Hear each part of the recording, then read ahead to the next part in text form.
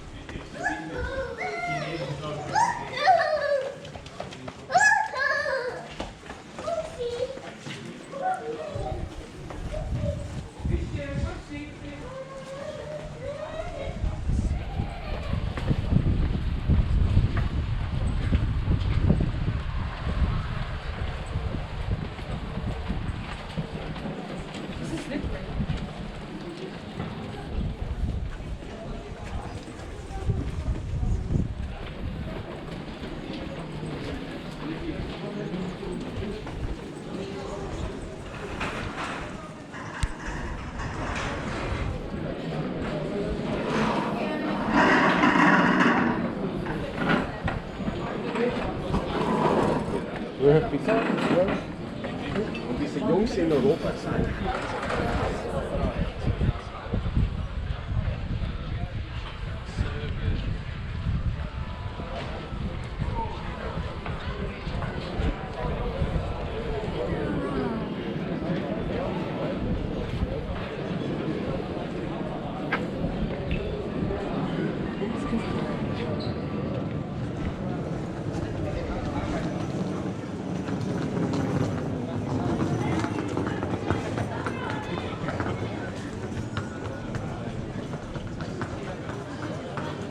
Okay, so we made a stop here because this is a nice place for me to show you a couple of things that tell a lot about Šibenik. So, starting with, do you see the column on the side? You're gonna see these columns on a lot of homes here in the center of the town. But only in Šibenik you see these columns.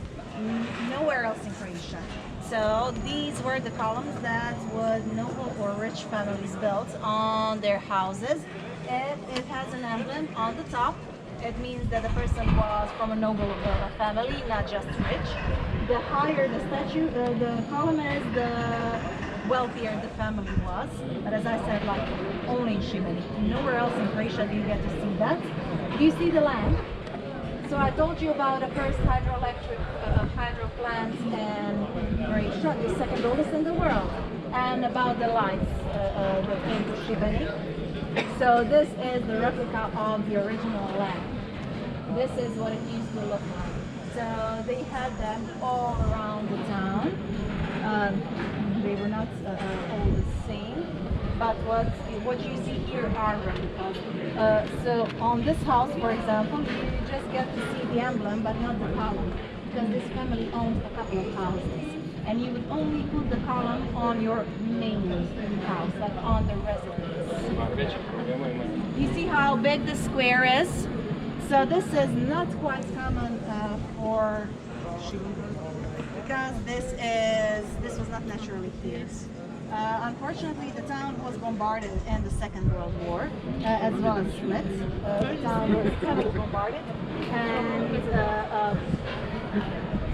this, whatever was here, was completely destroyed. And then the architect who was in charge of rebuilding the town thought, since there were no like bigger squares in town, that it would be nice to leave this open space.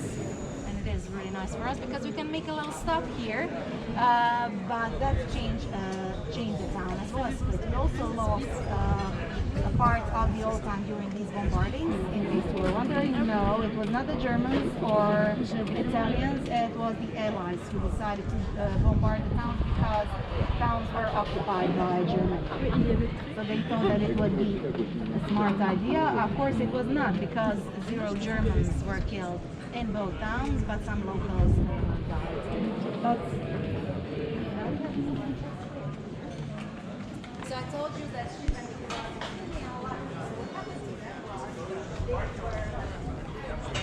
they had it all working towards. They had so many people. They had